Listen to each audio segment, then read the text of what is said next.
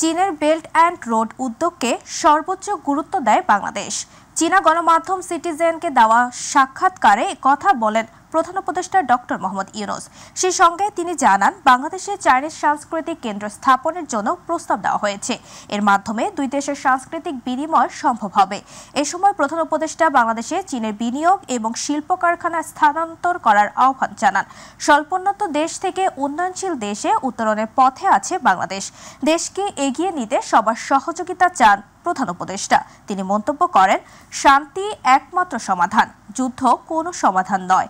শান্তি প্রতিষ্ঠার জন্য যুদ্ধের কোনো প্রয়োজন নেই। চীনা সফরের মাধ্যমে দুই দেশের সম্পর্ক আরও গভীর ও ফলপ্রসূ হবে বলেও আশা প্রকাশ করেছেন doctor Yunus. Impressive thing that he understood the historical moment that we are going through. I didn't have to explain very much. So he was looking forward to those relations. I'm inviting investments from China to come to Bangladesh. I said, take it as your complementary economy. So you bring your investment, you produce things, sell wherever you want, whether you want to sell in China or you sell outside of Bangladesh, anywhere else. It's your choice. We are your factory.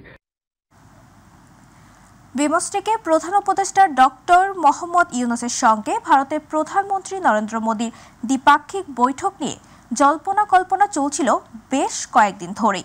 অবশেষে তা উৎস পরিবেশে সম্পন্ন হয়েছে।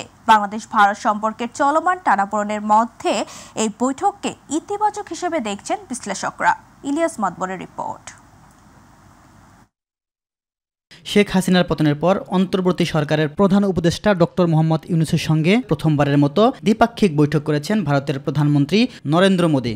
শুক্রবার থাইল্যান্ডের রাজধানীর ব্যাংককে একটি হোটেলে বিমস্টেক শীর্ষক সম্মেলন শেষে তাদের মধ্যে দ্বিপাক্ষিক এই বৈঠক হয়েছে।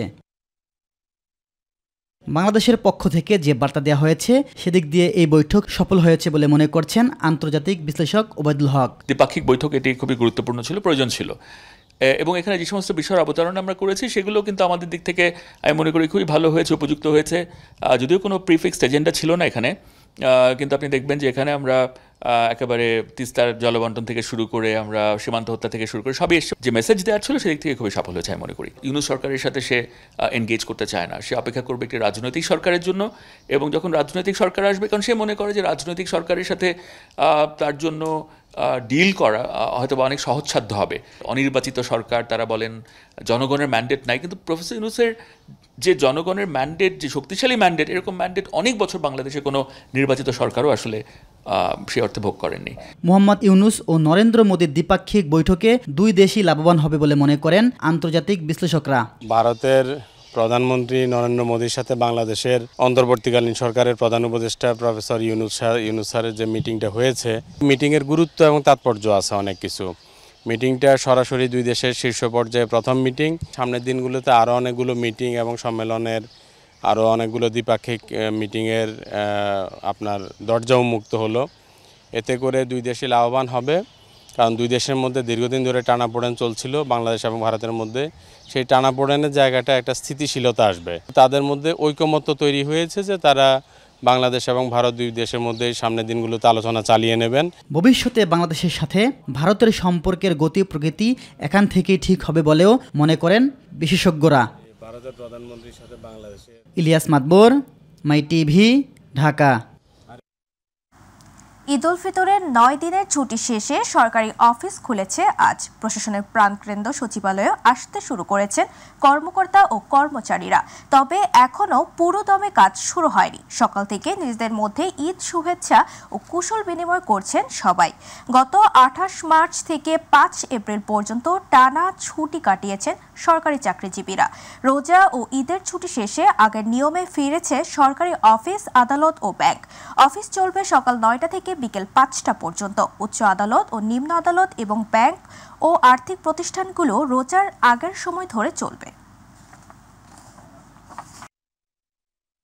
এই মুহূর্তে সচিবালয়ে আছেন সহকর্মী রাকিব হাসান, যুক্ত হচ্ছে তার সাথে। রাকিব, দীর্ঘ 9 দিনের ঈদ ছুটি শেষে সচিবালয়ে কর্মকর্তাদের উপস্থিতি কেমন দেখছেন আমাদের জানাবেন।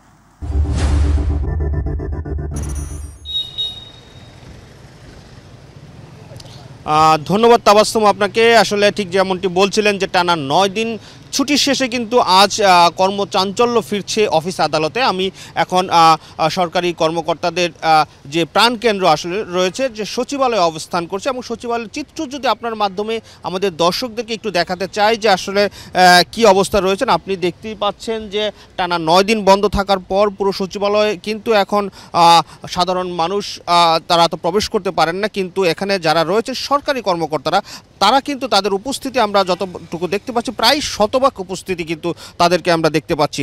তবে প্রথম দিন হওয়ায় এই তারা কিন্তু অফিসিয়াল কাজকর্মের চেয়ে তারা নিজেদের মধ্যে একটু কিছুটা কুশল বিনিময় করেই কিন্তু এই প্রথমার্ধের সময়টা পার করছেন। আমরা এরই মধ্যেই দেখতে পেয়েছি যে সচিবালয় কিন্তু প্রবেশ করেছেন বেশ কয়েকজন উপদেষ্টারাও তারা প্রবেশ করেছেন, এবং তারাও তাদের মন্ত্রণালয়ের যে কর্মকর্তা কর্মচারী রয়েছেন তাদের সাথেও কিন্তু কুশল বিনিময় করছেন। এছাড়া আমরা যদি বলতে পারি যে আসলে সাধারণ মানুষ বাহিরের যে চিত্রগুলো আমরা দেখতে পেয়েছি, যে বিশেষ করে মতিঝিল কিংবা আশেপাশের ব্যাংক পাড়াগুলোতেও কিন্তু আমরা সকাল থেকেই দেখতে পাচ্ছি যে সাধারণ মানুষের উপস্থিতি, যারা কর্মব্যস্ত সময় পার করছেন, অফিস আদালতে যারা আসছেন তারা কিন্তু অফিসে প্রবেশ করেছেন এবং তাদের যে নির্ধারিত কর্মকাণ্ড রয়েছে সেগুলো কিন্তু তারা করছেন। অর্থাৎ আমরা বলতে পারবো যে পুরো রাজধানী এখন আবারও মানুষে পরিপূর্ণ হয়ে গিয়েছেন, তারা তাদের কর্মস্থলে ফিরে এসছেন। বিশেষ করে সরকারি কর্মকর্তা কর্মচারীরা কিন্তু এই সচিবালয়ে প্রবেশ করেছেন, তারা এখনও পর্যন্ত আসছেন। অনেক কর্মকর্তারা হয়তো বা দীর্ঘ ছুটির কারণে কিছুটা সময় লাগছেন, তারা আমরা দেখতে পাচ্ছি যে প্রায় সময় কিছুক্ষণ পরপরই কিন্তু গাড়িগুলো প্রবেশ করছেন, কর্মকর্তাদের যে গাড়ি রয়েছেন তারা প্রবেশ করছেন। এবং তারা এছাড়া কিন্তু আরেকটি বিষয় বলতে চাই যে তাদের নির্ধারিত কর্মসূচি, যে বিদেশি কর্মকর্তা কর্মচারী রয়েছেন, যে বিভিন্ন সংগঠনের সাথে বৈঠক রয়েছেন, তারা কিন্তু সেই বৈঠকগুলো করার কর্মসূচিও রয়েছেন। আমরা যতটুকু জানতে পেরেছি যে আজকেই কিন্তু অর্থ মন্ত্রণালয়ের সাথে IMF এর একটি বৈঠক রয়েছেন, সেই বৈঠকটি হয়তো আমরা কিছুক্ষণ পরে আমরা সেখানে যাব, এবং তারা তাদের কর্মসূচি কি রয়েছেন, তারা কি আলোচনা করছেন সেই বিষয়গুলো হয়তো বা আমাদের দর্শকদেরকে জানাতে পারবো। অর্থাৎ সব কিছু মিলিয়ে যদি আমি এখন বলতে চাই, পুরো সচিবালয় কিন্তু এখন কর্মচাঞ্চল্য ফিরে এসেছেন। সাধারণ মানুষ যারা রয়েছেন এখানকার কর্মকর্তা কর্মচারীরা তারা কিন্তু তাদের কর্মকাণ্ড চালাচ্ছেন, তাদের যে নির্ধারিত কাজগুলো রয়েছেন সেই নির্ধারিত কাজে মনোযোগ দিচ্ছেন। টানা 9 দিন যেহেতু ছুটি ছিল, প্রাথমিক অবস্থায় তারা কুশল বিনিময় করে সেই কাজকর্মগুলো শুরু করছেন। তাবাসসুম। রাকিব, আপনাকে ধন্যবাদ। দর্শক, এবার ছুটি শেষে ব্যাংক পাড়ার খবর জানাতে এই মুহূর্তে মতিঝিল থেকে যুক্ত হচ্ছেন সহকর্মী মিফতা গালিব। গালিব, ঈদের ছুটি শেষে ব্যাংক পাড়ায় কেমন প্রাণচাঞ্চল্য ফিরেছে? লেনদেন কি শুরু হয়েছে?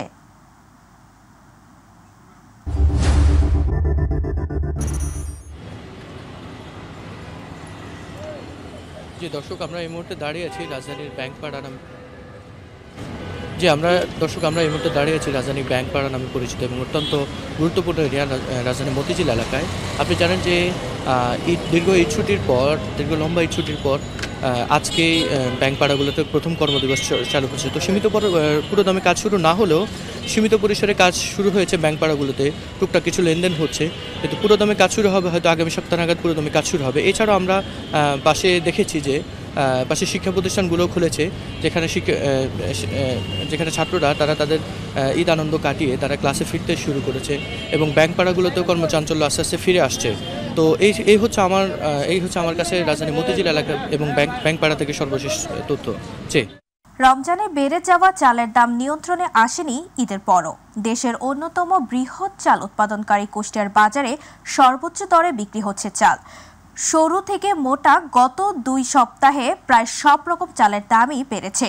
ভোক্তারা অস্বস্তি প্রকাশ করলেও চালকল মালিকরা বলছেন ধানের সংকট থাকায় চালের দাম বেড়েছে। কুষ্টিয়া প্রতিনিধি আব্দুর রাজ্জাক বাচ্চুর রিপোর্ট, জানাচ্ছেন ইলিয়াস কমল। কুষ্টিয়ার বাজারে রমজানে চালের দাম বাড়ার পর তা এখনো কমেনি। সরু থেকে শুরু করে প্রায় সব রকম চালের দাম বেড়েছে, কেজিতে প্রকারভেদে 2 থেকে 8 টাকা। সব থেকে বেশি 7 থেকে 8 টাকা বেড়েছে সরু চালের দাম। মোটা চালেও নেই স্বস্তি, কাজলতা বেড়েছে 3 থেকে 4 টাকা। অস্থির চালের বাজারে স্বস্তি নেই ভোক্তাদের মাঝে। যে চাউলের দাম এখন তো কেজিতে প্রায় 10 টাকা করে বেড়ে যাচ্ছে, সেই হিসেবে আমাদের নিম্নআয়ের মানুষের জন্য কিনে খাওয়াটা আর কি দুষ্কর হয়ে যাচ্ছে। আমরা চালটা খাই বাসি, সেদিন চালের দাম যদি বাড়িয়ে যায় তাহলে না খেয়ে মরা লাগবে। প্রতিনিয়ত চালের দাম বাড়ছে, প্রতিনিয়ত, বিশেষ করে সরু চাল মিনিকেট চাল 70-72 টাকা 15 দিন আগেও বেচলাম, বর্তমানে 80 থেকে 85 টাকা পর্যন্ত বিক্রি হচ্ছে। এই সিন্ডিকেটগুলো কারা? সরকারের কাছে আমরা অনুরোধ জানাচ্ছি এটা ঠিক করার জন্য। মিল মালিকরা বলছেন ধানের সংকটের কারণেই চালের দাম বেড়েছে, তাই বিদেশ থেকে আমদানি বাড়ানোর তাগিদ জানিয়েছেন ব্যবসায়ীরা। মিনিকেট তো ধান নাই, অর্থাৎ ধান আছে মাত্র 10%, 5%। তা 10%, 5% ধান তাদের কাছে, তারা 2000 টাকার নিচে বা 2050 টাকার নিচে তারা ধান বিক্রি করতেছে। যদি কমাইতে পারে কর্পোরেট কোম্পানিগুলো কমাইতে পারবে, আর যদি সরকার এখন ইচ্ছা করে বাইরে থেকে চাল নিয়ে এসে বাজারটাকে কমাবে, তাহলে বাজার কমানো সম্ভব। স্থানীয় প্রশাসন বলছে চালের দাম বৃদ্ধির বিষয়ে সতর্ক তারা। বাজার নিয়ন্ত্রণে মাঠ পর্যায়ে কাজ করছে একাধিক টিম। অদৃশ্য কিছু হাত আছে যেগুলিকে আমরা মানে সত্যিকার অর্থে খুঁজে পাচ্ছি না প্র্যাকটিক্যালি, সে কারণে কিছু সমস্যা তো আছেই। সেগুলো যদি আমরা ধরতে পারি তাহলে এটা আমার মনে হয় যে খুব সহজেই সমাধান করা যাবে। ভোক্তা পর্যায়ে প্রতি কেজি সরু চাল বিক্রি হচ্ছে মানভেদে 86 থেকে 88 টাকা, কাজললতা 72 থেকে 74 টাকা, আটাশ 60 টাকা এবং মোটা চাল বিক্রি হচ্ছে 54 টাকা কেজি দরে। ইলিয়াস কমল, মাই টিভি। আধুনিকতার ছোঁয়ায় বিলুপ্তির পথে মানিকগঞ্জের সাটুরিয়া উপজেলার ঐতিহ্যবাহী তাঁতশিল্প। পুঁজির অভাব, কাঁচামালের মূল্য বৃদ্ধি ও ন্যায্য মূল্য না পাওয়া সহ নানা সমস্যায় অনেকে পূর্বপুরুষের এই পেশাকে বদল করে অন্য পেশায় চলে যাচ্ছেন। সরকারি সহযোগিতা ও পৃষ্ঠপোষকতা না পেলে এই পেশাকে বাঁচিয়ে রাখা সম্ভব নয় বলে জানান উপজেলা তাঁতিরা। প্রতিনিধি কাউসার আহমেদের পাঠানো তথ্য ও চিত্রে বিস্তারিত জানাচ্ছেন জুবাইর রহমান। তাঁতের খটখট শব্দ পরিচয় বহন করে তাঁতপল্লীবাসীর, তবে আজ এ শব্দ পরিণত হতে চলেছে পৌরাণিক গল্পেই। জানাবো মানিকগঞ্জের সাটুরিয়া উপজেলার তাঁতশিল্পের বেহাল দশার কথা। রং সুতাসহ তাঁতের সরঞ্জামাদি বৃদ্ধি, কাপড়ের মূল্য কম, শ্রমিক ও বিদ্যুতের সংকটসহ নানা সমস্যায় ধ্বংসের দ্বারপ্রান্তে মানিকগঞ্জের সাটুরিয়ার তাঁতপল্লী। এ পেশায় টিকতে না পেরে ইতোমধ্যেই অনেকেই তাঁত কারখানা বন্ধ করে দিয়েছে। তাঁতের কাঁচামালের দাম কমানোর দাবি জানিয়েছে তাঁত কারখানার শ্রমিক ও মালিকরা। তবে 16 কাপড় বানাইছি, 1600 টাকা দিতাম, এখন পাম কয়টা 1300 টাকা, 1300 টাকা এখন কোনো কিছু হয়। এইগুলো খুব চলছে, টাকা পয়সা হয়েছে না, বর্তমানে এগুলো চলন কষ্ট। আগে যদি দিল হইতো 3-4 হাজার টাকা, এখানে দিল 1-1.5 হাজার টাকা, তাহলে এই নিয়ে সংসারে চলা খুব সমস্যা। উপজেলার সাভার, আকসাভার, হামজা, জালসুকা, নাসুরপুর, চাচিতারা গ্রামে একসময় গড়ে উঠেছিল শত শত তাঁত কারখানা। কাঁচামালের দাম বৃদ্ধি ও কাপড় বিক্রি না হওয়ায় অনেকে এ পেশা ছেড়েছেন। বাপদাদার এ পেশাকে ঐতিহ্য হিসেবে ধারণ করে যারা টিকে আছে তারাও লোকসান গুনছেন নিয়মিত। রং ও সুতার দাম লাগামহীন বৃদ্ধির কারণে হুমকির মুখে তাঁত শ্রমিক ও মালিকরা। আমাদের বাপ চাচারা যারা ছিল পুরাতন, তারা সবাই এই কাজ করতো, এই তাঁতের পেশায়। আমরা অন্য কাজ জানিও না, আমরা করতে পারি না। সরকার যদি আমাদের প্রতি খেয়াল করতে বা নজর দিত তাহলে আমরা অবশ্যই একটু চলতে পারতাম। বাপদাতার কাজ এখন 80 টাকা হাজিরা দেয়, পর আগে ছিল 150 টাকা হাজিরা। এ পেশাকে বাঁচাতে হলে আধুনিক তৈরি পোশাকের পাশাপাশি তাঁতের কাপড় ব্যবহার ও কাঁচামালের দাম কমানো সহ সহজ শর্তে ঋণ ব্যবস্থা করা প্রয়োজন বলে মনে করছেন উপজেলার সমাজসেবা কর্মকর্তা। এই শিল্পকে বাঁচিয়ে রাখতে হলে আমাদেরকে তাদেরকে ঋণের ব্যবস্থা করতে হবে এবং আমাদের তাদের যে কাপড় আছে, যে তৈরি কাপড়, সেগুলো অনেক উন্নত, মজবুত এবং এই সমস্ত কাপড় আমাদেরকে ব্যবহার করতে হবে, তবে তাঁত শিল্পকে এবং বাঁচিয়ে রাখতে হবে। জুবাইর রহমান, মাই টিভি নিউজ। এবার গ্রাম বাংলার খবর।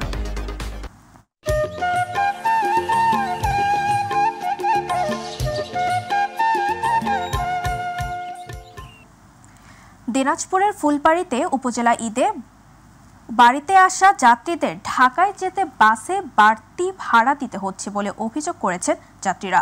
ফুলবাড়ি থেকে ঢাকার বাসের ভাড়া 800 টাকা হলেও যাত্রীদের কাছ থেকে 1300 থেকে 1400 টাকা নেওয়ার অভিযোগ যাত্রীরা। প্রশাসন তৎপর না থাকায় বাড়তি ভাড়া দেওয়া হচ্ছে বলে অভিযোগ যাত্রীদের।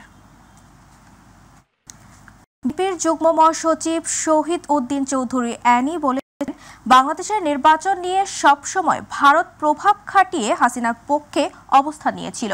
ভারতের আশ্রয় প্রশ্রয়ে হাসিনা ফ্যাসিস্ট হয়ে ওঠে। জুলাই ছাত্র জনতার আন্দোলনে গণহত্যা, হেলিকপ্টার থেকে গুলি হয়েছে, সব ভারতের মদতেই হয়েছে। শনিবার লক্ষ্মীপুর পৌর শহরের মাদাম এলাকার উত্তর মজুপুর সনাতনী দেবনালয়ের উদ্যোগে অষ্টমী স্নান ও হরিনাম যজ্ঞ অনুষ্ঠানে যোগ দিয়ে এসব কথা বলেন।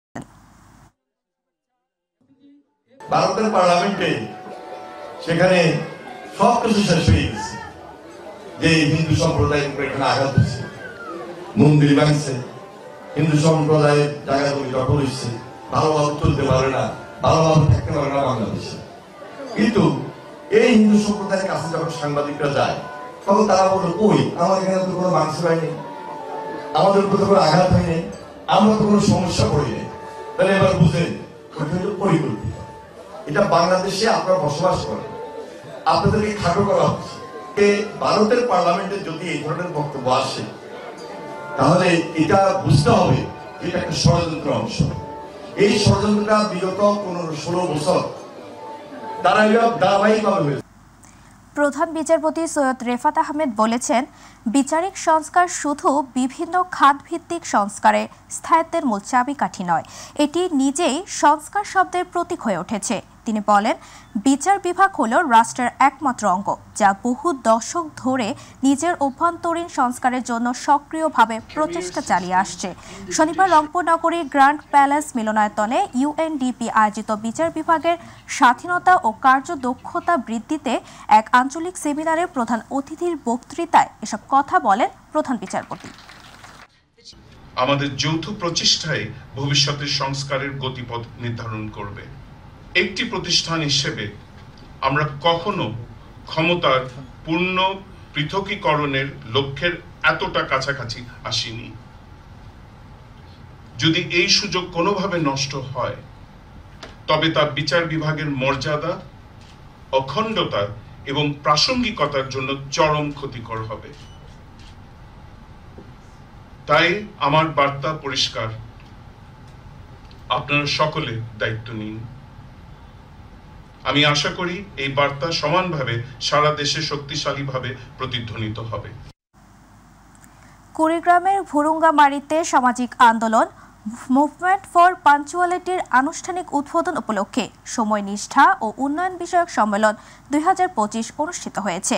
ভুরুঙ্গামারী উন্নয়ন সোসাইটি ও কমিউনিটি অ্যাডভান্স ডেভেলপমেন্ট অ্যাসোসিয়েশন রংপুরের আয়োজনে শনিবার অনুষ্ঠিত এই সম্মেলনে প্রধান অতিথি হিসেবে উপস্থিত ছিলেন বেগম রোকেয়া বিশ্ববিদ্যালয় ভিসি শিক্ষাবিদ ডক্টর মোহাম্মদ শওকত আলী। প্রধান বক্তা হিসেবে বক্তব্য রাখেন দেশবরেণ্য কবি, সাহিত্যিক, লেখক ও সাংবাদিক অধ্যাপক আব্দুল হাই শিকদার। মুখ্য আলোচক হিসেবে ছিলেন এসএম হল ঢাকা বিশ্ববিদ্যালয়ের প্রভোস্ট অধ্যাপক ডক্টর আব্দুল্লাহ আল মামুন। এর অভাবে পুরো জাতি আজকে সাফার করতেছে। এই বরগুনার বেতাগী উপজেলার এবং পৌর বিএনপির বর্তমান কমিটি বিলুপ্তির দাবিতে এক প্রতিবাদ সভা অনুষ্ঠিত হয়েছে। পরে কেন্দ্রীয় নেতাদের আগমন উপলক্ষে উপজেলা বিএনপির এক অংশের আনন্দ র্যালি অনুষ্ঠিত হয়। শনিবার এই প্রতিবাদ সভার আয়োজন করেন বেতাগী উপজেলা বিএনপি ও পৌর বিএনপির ত্যাগী ও নির্যাতিত নেতাকর্মীরা। পরে কর্মী সম্মেলনকে সামনে রেখে কেন্দ্রীয় নেতাদের আগমন উপলক্ষে আনন্দ র্যালি হয়। এ সময় যোগদান করেন উপজেলা বিএনপির একাংশের অঙ্গ সংগঠনের নেতৃবৃন্দ।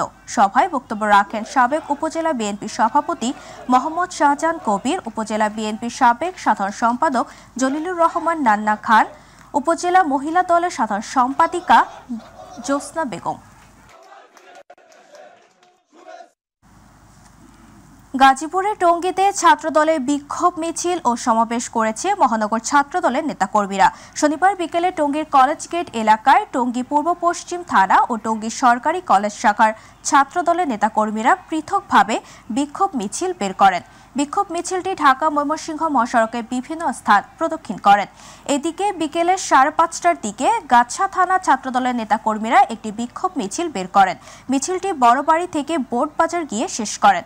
পরে নেতাকর্মীরা বিতর্কিত ও সাংগঠনিক নিয়ম বিরোধী মন্তব্য করার অভিযোগে গাজীপুর মহানগর ছাত্রদলের সাধারণ সম্পাদক মাহমুদুল হাসান মিরনের বিরুদ্ধে ব্যবস্থা নেওয়ার দাবি জানান। গাজীপুর সদর উপজেলার ভবানীপুর লুটিয়ারচালা এলাকা থেকে জয়দেবপুর থানা পুলিশ অভিযান পরিচালনা করে বিপুল পরিমাণ গাঁজা ও গাঁজা বিক্রয়ের নগদ টাকা সহ 2 মাদক ব্যবসায়ীকে গ্রেফতার করেছে। তারা দীর্ঘদিন যাবৎ মাদক কেনাবেচার সাথে জড়িত ও পেশাদার মাদক ব্যবসায়ী। জয়দেবপুর থানার ওসি আব্দুল হালিম সংবাদ সম্মেলনে এসব তথ্য জানিয়েছেন। ওসি আরও জানান, প্রাথমিক জিজ্ঞাসাবাদে তারা একটি সংঘবদ্ধ মাদক ব্যবসায়ী চক্রের সক্রিয় সদস্য বলে স্বীকার করেছে। সিরাজগঞ্জের রায়গঞ্জে ট্রাক ও অটো ভ্যানের মুখোমুখি সংঘর্ষে এক শিশুসহ 2 যাত্রী নিহত হয়েছে ও অটো ভ্যানে থাকা আরও 5 যাত্রী গুরুতর আহত হয়। শনিবার সন্ধ্যায় ঢাকা বগুড়া মহাসড়কের ভুইয়াগাতি পল্লী বিদ্যুতের সামনে এই দুর্ঘটনা ঘটে। হাটিকুমরুল হাইওয়ে থানার ভারপ্রাপ্ত কর্মকর্তা মোহাম্মদ আব্দুর রউফ দুর্ঘটনা নিশ্চিত করে জানান, স্থানীয় লোকজনদের মাধ্যমে খবর পেয়ে পুলিশ সদস্যরা ঘটনাস্থলে গিয়ে উদ্ধার কাজ শুরু করেন। ময়নাতদন্তের জন্য মরদেহ 2টি সিরাজগঞ্জ 250 শয্যা বিশিষ্ট জেনারেল হাসপাতাল মর্গে পাঠানো হয়েছে। মানিকগঞ্জের ঘিওরে বন্যা রহিস মোল্লা উচ্চ বিদ্যালয় মাঠে বন্যা উল্কা ক্লাব কর্তৃক আয়োজিত বার্ষিক গোল্ড ক্লাব ফুটবল টুর্নামেন্ট অনুষ্ঠিত হয়েছে। শনিবার উদ্বোধক হিসেবে উপস্থিত ছিলেন মানিকগঞ্জ জেলা ছাত্রদলের সাবেক যুগ্ম সাধারণ সম্পাদক মোহাম্মদ সাকিব হোসেন। ক্লাবের সভাপতি মোহাম্মদ পিজুস মিয়া ফাইটার এর সভাপতিত্বে প্রধান অতিথি হিসেবে উপস্থিত ছিলেন মানিকগঞ্জ জেলা বিএনপির আহ্বায়ক কমিটির সদস্য SA জিন্না কবি। বিশেষ অতিথি হিসেবে উপস্থিত ছিলেন ঘিওর উপজেলা বিএনপির সভাপতি মীর মানিকুজ্জামান মানিক।